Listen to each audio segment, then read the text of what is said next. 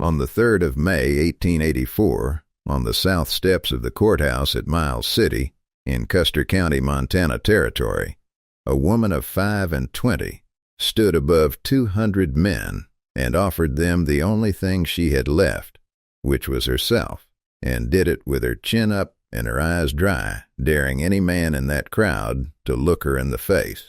Her name was Ailsa Kennard, and she had been born in Aberdeenshire and brought to the Powder River country at 17, and her father had been dead since the 9th of February, and he had died owing $1,140. The sheriff had the sale posted for 11 o'clock. 1/4 section on the divide, a 2-room house of cottonwood logs, a pole corral, a spring, and 40 head of indifferent cattle.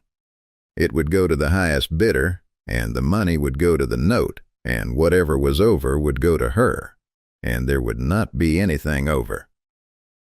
So at 10 minutes to 11, before the sheriff could read the notice, Ailsa Kennard went up 2 steps and turned around.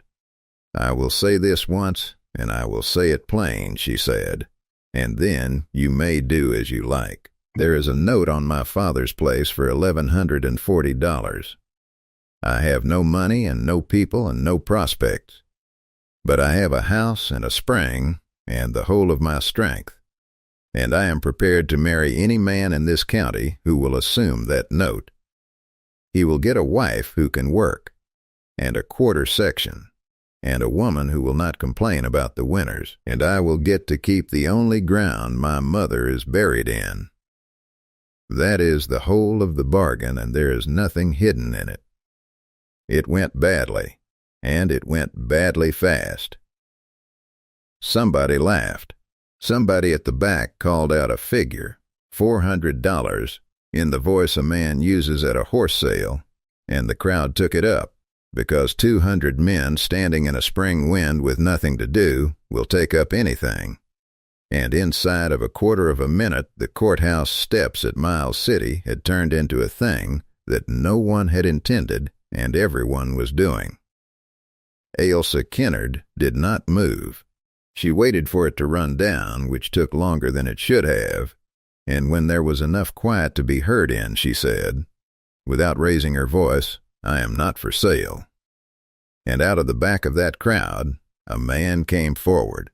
He was 38, and he was dressed like every 3rd man there, which is to say in a canvas coat gone the color of dust and boots that had been resoled twice, and he had a war bag over his shoulder, and nobody in that crowd could have told you his name except the few who had ridden with him, and those few would have told you he did not talk much, and could hold a herd on a bad night better than anybody in the county. He went past her up the steps to the clerk's table, and he set the war bag down, and he counted out $1,140 in double eagles and paper, and it took him a while, and the whole of the south side of that courthouse watched him do it in a silence you could have hung a coat on.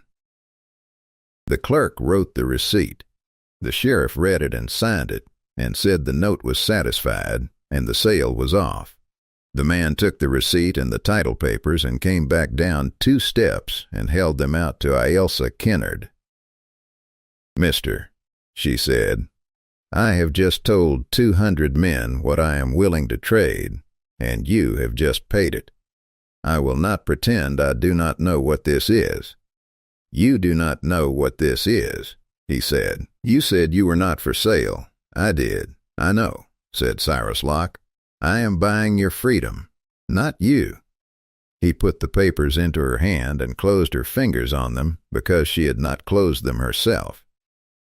"That is the deed, and that is the receipt, and the encumbrance is off it, and there is no obligation in it of any kind whatsoever, and I am not asking you for one thing.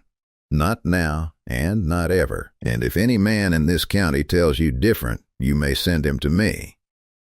Do not marry anybody unless you want to. You have got a place. Go home to it." And then he picked up the empty war bag and walked down the steps and through the crowd, and the crowd let him through, and he was gone up the street before she had got her breath back. She stood there holding the deed to her own land in front of 200 men, and she had never in her life been so angry, and it took her the better part of a month to work out that what she was angry at was that she had made herself into a thing on a courthouse step and a stranger had refused to buy it. She went home to the Divide. The place was 24 miles south, and it was 2 rooms and a pole corral and 40 head, and it was hers, free and clear. And she was 25 years old and had $11 and a spring wagon and no idea on earth how to make it pay. Because her father had not made it pay in 8 years, and her father had been the cleverest man she ever knew. She spent the first 3 weeks doing what he had done, which was cattle, and by the middle of the 4th week she understood in her bones what he had never let himself understand, which was that the Kennard place was no good for cattle, and never had been. The grass was thin. The ground was gravel over shale. 40 head was all it would carry, and 40 head would not feed one person.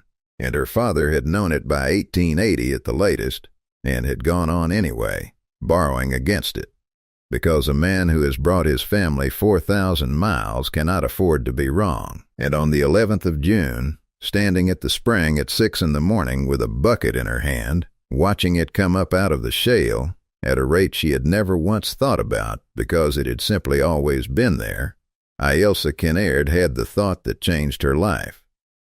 There was no other live water for 14 miles in any direction. She had grown up with that fact the way a person grows up with the sky. Her father had said it 100 times, always as a complaint about how far the neighbors were. He had never once said it as an asset, because he had come out of Aberdeenshire, where water fell out of the air for free, and he could not have made himself believe, in 8 years, that water was worth more than grass. The Texas Trail came up through that country from the south. In 1884 it came up hard, herd after herd, 2,000 and 3,000 head at a time, walking north to the Montana ranges through 14 dry miles of the Powder River Divide. Ailsa Kinnaird put a hand-lettered board on a post at the trail crossing on the 16th of June. It said, "Water A&D, 1 night grass, $15 the 100 head. Ask at house." The first trail boss who came in laughed at her. He was a Texan named Dill, with 2,600 head 3 weeks out of Ogallala, and he sat his horse in her yard and told her he had watered cattle free on open range from the Nueces to the Yellowstone for 19 years, and did not intend to start paying a woman for the privilege at his time of life. "Then you will not be paying me," said Ailsa Kinnaird. "You will be taking them on north from here. It is 14 miles to the next live water, and you will make it in a day and a half with the calves you are carrying, and I have counted your remuda from the ridge, and you are short 2 horses of doing it comfortable." "You have counted my remuda." "I have counted your remuda, Mr. Dill, and I have counted your cattle, and I make it 2,640, and if you would like to argue the 40, I will walk down and count them again in front of you." Dill looked at her for a while. He paid $396, and he told every outfit he met for the rest of that season that there was water on the Divide at $15 the 100, and it was worth it, and the woman could count. By the end of July, she had taken in more money than her father had cleared in 8 years, and she had done it standing at a spring with a tally book in her father's coat, and she had done it herself. She found Cyrus Locke at the end of June, at a line camp on the Tongue, and she had to ask 4 people to find him, because nobody could tell her much about him at all. "You are hard to run down. I am not hiding, ma'am. There is only about 11 of us in a country the size of Scotland. I have come to pay you $1,140. "No," said Cyrus Locke. "I did not ask." "No," he said again, and went on with the latigo he was working on, and did not look up, and Ailsa Kinnaird discovered that there is a particular kind of quiet man against whom argument is not so much lost as absorbed. She sat down on the top rail of the corral. "Then I will sit here until you tell me why." He worked the latigo for a while. "Your father gave me a floor to sleep on in the winter of '77, he said at last. I had been frozen out of a job on the mussel shell in November, and I walked in here in December with nothing but what I stood in, and he put me on for the season, and never took a cent out of my wages for the bed nor the board. I asked him what I owed him, and he said a man does not charge for a floor. He set the latigo down. That is all of it. It is not a fine story, and there is not any more to it. You paid $1,140 for a floor. I paid what I had," said Cyrus Locke. The summer of 1884 on the Powder River Divide had a shape to it, and the narrator will not pretend it was eventful, because the quiet of it was the whole of its worth. He came by. He did not say why, and she did not ask. He mended the corral that had been falling down since 1881, and he did it without being asked, and without mentioning it afterward, and he showed her how to read a trail boss for whether the man would pay before the water or after it, which is the difference between being a business and being a charity. She fed him. She was a bad cook, and got better. She learned that he had been born in Tennessee in 1846, and had been cowboying since he was 16, and had been putting money by since 1872, 12 years of it, $40 a month, and no vices worth the name. On the 9th of July a herd came through in the evening, and the trail boss wanted the water at first light, and Cyrus and Ailsa sat out on the step counting the money after, in the long northern dusk that in that country in July goes on until 10 at night. $412, she said, in one evening. My father wore himself into the ground for 8 years on this quarter section, and it was worth $412 an evening the whole time, and he never once looked at it. He looked at it. He looked at it every morning of his life. Then why? Because he came from a country where water fell out of the sky for nothing, said Cyrus Locke, and a man cannot make himself believe a thing is precious when he grew up wading in it. That is not stupidity, Ailsa, that is only being from somewhere. She sat with that a while. Down at the seep the cattle were making the low grinding sound of 2,000 animals drinking in the dark. You have not once told me I did well. No, every man who has come up that trail this summer has told me I did well, in the voice a man uses on a clever child, and you have sat there for 6 weeks and not said it, and I have decided I am owed an explanation. You are not a clever child, said Cyrus Locke. You are a person running a business, and I do not go around telling grown people they did well at their own work. I will tell you what I have got instead, and then I am going to want to talk about something else. He turned the tally book over in his hands. I have been 11 years in this country, and I have watched about 40 outfits go under on that divide, and I have never once seen anybody look at that spring and see what you saw. Not one man, not your father, and not Craddock's people, and not me, and I slept 40 feet from it for a whole winter. He handed the book back. That is not doing well. That is being the only person who was looking. Ailsa Kinnaird did not trust herself to answer that, and so she did not, and they sat on the step in the dusk with $412 between them, and did not say anything for a long while, and neither of them went inside. She learned about the iron in the 3rd week of July, and she did not learn it from him.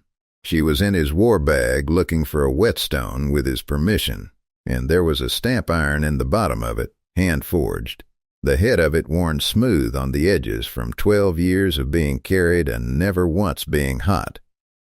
It was a heart with a quarter circle under it. "That is a brand," she said. "It is. It is registered? Territory of Montana, 1879, number 411. He took it from her and looked at it and put it back. "My mother's people used it in Tennessee since about 1830. I registered it out here when I had $600 put by and thought I was closer than I was." Ailsa Kennard sat down on the step with the iron in her lap. "You had 12 years of wages in that war bag and a brand registered for a herd, and you spent it on a courthouse step in Miles City on a woman you had not spoken to since you were 31 years old. I did. You will never say that was a fine thing to do. You will sit there and let me say it, and you will not agree with me." "It was not a fine thing," said Cyrus Locke. "It was the thing that was owed. There is a difference, and I would take it as a kindness if you would let it stand." They were close enough on that step that either of them could have crossed the 2 feet between them, and she was aware of it in the whole of her body, and so was he, and the iron was in her lap between them like a thing with an opinion. "Cyrus, Ailsa, I would ask you not to. You do not know what I was going to say." "I know exactly what you were going to say," said Cyrus Locke, "and I would ask you not to say it tonight, because I paid $1,140 on a courthouse step in front of 200 men, and there is not a soul in this county who would ever afterward believe that you came to it free. Not one. They would say I bought it. They would say it in the store at Miles City for 20 years, and some of them would say it kindly, which is worse." He stood up off the step. "So it will keep. If it is real, it will keep, and if it will not keep, then it was not real, and we are both better knowing." That is the most infuriating thing anybody has ever said to me. "Yes, ma'am," said Cyrus Locke, and went to see to his horse.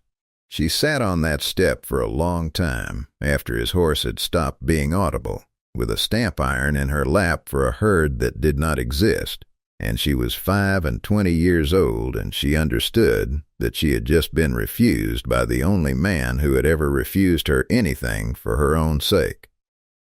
If you have come this far with Ailsa Kennard, stay a little longer, because what happens next is the part that decided everything. And if you find yourself moved by stories of love that survived the worst the West could throw at it, the bell beneath this story is how we keep meeting like this. Hollis Craddock came out to the Kennard place on the 2nd of August with 2 riders behind him. He was 50 years old, and he was range manager for the Tongue River Cattle Company, which was Edinburgh money and 40,000 head, and he had been at the courthouse on the 3rd of May standing at the front, where Ailsa had not noticed him because she had been busy. "I bought that note off Purvis in November," he said from the saddle, $1,140 at 9% on a quarter section that will not carry 40 head. You will have wondered why a man would do that. I have stopped wondering, Mr. Craddock. I am standing on the reason. Then we understand each other, and I will not insult you." He looked at the spring. "My South Range runs dry the 2nd week of August every year of the world, and I have got 11,000 head on it. I have been 4 years getting to this ground, and I wrote to my directors in March that I had it. They come out in September. That was a foolish letter to write." "It was," Craddock agreed. "I will give you $9,000 for the quarter section, which is 9 times what it is worth and about 4 times what I would rather pay. No, Miss Kennard, I would ask you to consider that I have said please." "You have not," said Ailsa Kennard, "and I would not sell if you had. My mother is buried 40 feet from where you are sitting." Hollis Craddock took that without any expression at all, which was worse than temper, and turned his horse, and said the sentence she thought about every night for the next 5 weeks. Then you will find out what the country is like when it is not on your side. The blacklist came down through the association inside of 9 days. Cyrus Locke had been 11 years in that country, with a name so clean it was boring, and by the 12th of August there was not an outfit between the Yellowstone and the Wyoming line that would put him on. Nobody told him why. Nobody had to. 2 foremen who had known him a decade could not look at him while they said it. He never once complained about it in her hearing, and she found out the whole of it in September from a wagon boss who had had too much to say, and when she came at him about it, he told her the truth in 11 words and would not be drawn further. It is a job, Ailsa. You have got a mother buried out there. She stood in her own doorway and understood, with a completeness that took the legs out from under her, that this man had now given up his land and his name for her in the space of 4 months, and had described neither one as a sacrifice. She told him about the courthouse steps that night, because he had told her about the winter of 1877, and it was owed. I want you to know what you paid for, she said. I was not brave on those steps. I had been 3 weeks working out that there was no way through it, and I settled on that one, because it was the only one where I did not have to leave. I stood up in front of 200 men and offered to be a thing a man could acquire, and I had made my peace with it, and I want you to understand that when you handed me that deed you did not save a proud woman. You interrupted a woman who had already given up. I have not forgiven myself for it. Cyrus Locke was a long time answering. Your father signed that note on the 14th of November, he said. In Purvis's store in Miles City. I was standing at the far counter buying a rasp. She went very still. I knew what he was signing, and I knew what 9% on $1,100 does to a man on that divide, and I said nothing. Because it was not my business, and because he was a proud man, and because I did not want to be told to mind myself. He looked at his hands. I have had that 14th of November every day since February. So do not tell me about not forgiving yourself, Ailsa. I did not interrupt you on those steps. I was paying for the rasp. She crossed the 2 feet. What passed between them then was brief, and it was the first for both of them in a long while. And what broke open in her was not longing, but the plain unbearable relief of being known entire by a man who had handed her his worst account of himself and had asked for nothing in exchange. Craddock pushed 3,000 head onto the Kennard Spring on the 10th of September, 1884, and the narrator sets the date down carefully, because 11 men remembered it for the rest of their lives. He did it in daylight, and he did it legally, or nearly, driving the herd up onto the open range that bounded her quarter section on 3 sides, and letting them drift to the only water in 14 miles. 3,000 head would drink that spring down and break the seep to mud, and it would be 6 weeks recovering, and there were 4 trail herds still to come north that season, and Ailsa Kennard would lose the whole of her year, and Craddock would still be there in the spring.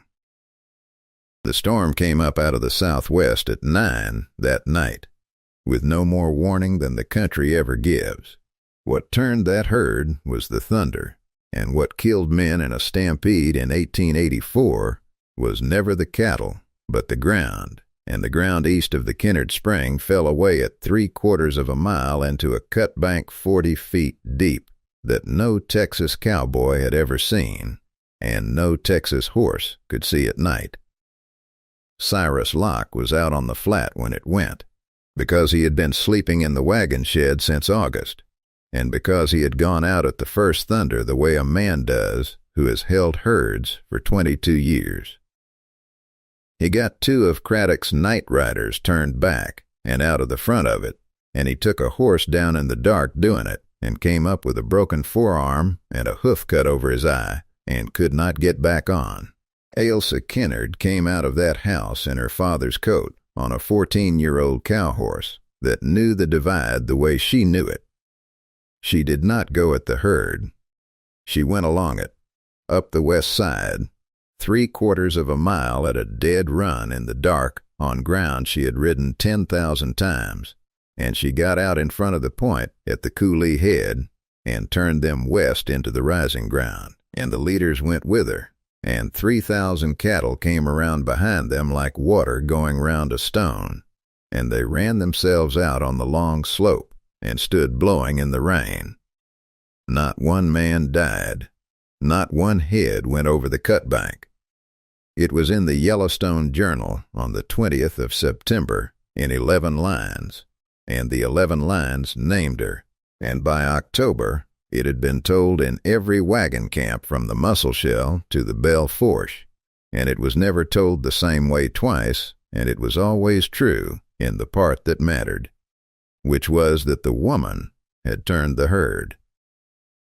Hollis Craddock stood in her yard at 6 the next morning with his hat off.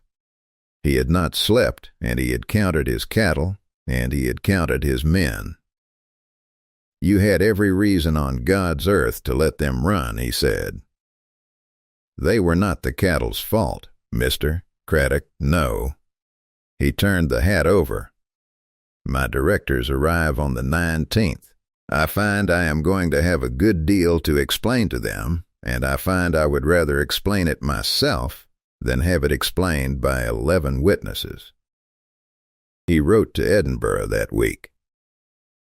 The letter survives, and it is a better letter than the man who wrote it, and it contains the sentence, "I have been 4 years in the wrong about that quarter section, and about the person on it." The Tongue River Cattle Company contracted with Ailsa Kennard on the 4th of October, 1884, for water rights on the South Range at $400 the season, a contract renewed every year for 19 years. Hollis Craddock kept his position until 1891 and was never afterward, by any account, an easy man. But he was never again that particular kind of hard. The blacklist came off Cyrus Locke in November, quietly, the way such things come off with nobody admitting there had ever been one. By then he had no use for it. They were married on the 11th of December, 1884, in the front room of the 2-room house, by a Presbyterian minister, who had come out 24 miles in weather, with the wagon boss who had talked too much standing up as a witness, which everybody agreed was fitting.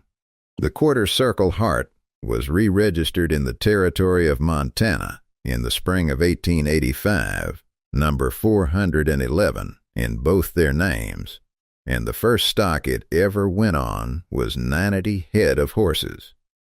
Because the Kinnaird place was no good for cattle, and never had been, and both of them knew it. Horses, and water, and one night's grass at $15 the 100 head. They ran that ground for 31 years, and they buried 2 of their 4 children on it, and raised the other 2, and the daughter took the horses, and the son took the water contracts. And Ailsa Kennard Locke died in 1927 in the same 2 rooms with the walls built out around them.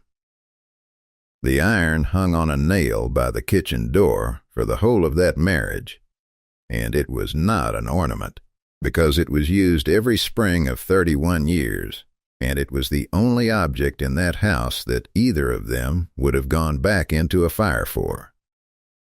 It is on a wall in Custer County, Montana, today. The family that has it can tell you it was carried in a war bag for 12 years by a man saving toward a place he never bought, and that on the 3rd of May, 1884. He spent the whole of that place on the south steps of the courthouse at Miles City, and handed a woman a deed, and walked off up the street without waiting to be thanked. If your heart has ever leaned toward a story where love arrived quiet and stayed long enough to change everything, then this story was for you. Out on the Powder River Divide, where the wind keeps the only memory of what was. The love between Cyrus Locke and Ailsa Kinnaird became the kind that does not need anybody to remember it to be real, though that country remembered it anyway. Every September, every time somebody at a wagon camp started a story with the words, "There was a woman once who turned 3,000 head in the dark." If stories of frontier love that endured through hardship, prejudice, and the kind of silence only the West knows speak to you, follow the lonesome trail for more. Here the love stories are quiet, the courage is real, and the last word is always worth the wait. Until the next trail.